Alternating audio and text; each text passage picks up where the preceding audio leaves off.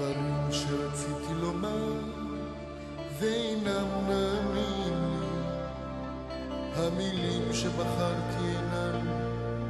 ותנוח בשלום על משכבה ונאמר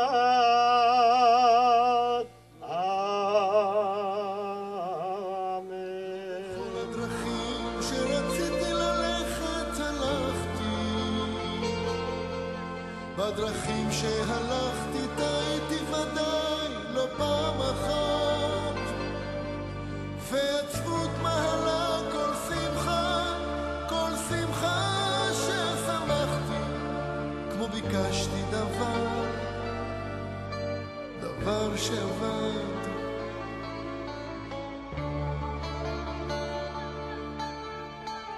לכבוד ולזכות לי להכריז בגאווה בשמי ובשם צוות בית הספר על הסבת ספריית בית הספר לספרייה שתקרא על שמה של נחה סידרנסקי.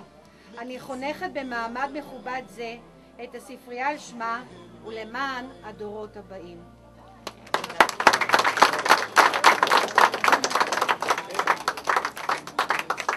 זאת מחנכת, מורה ואדם.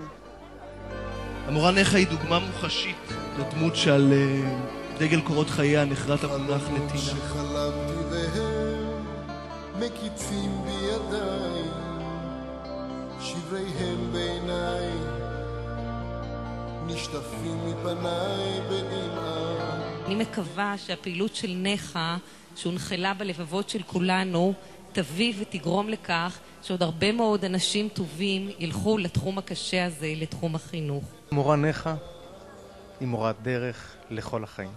אותה לא אשכח. אני עוד בעודי מדבר, כולי מתרגש.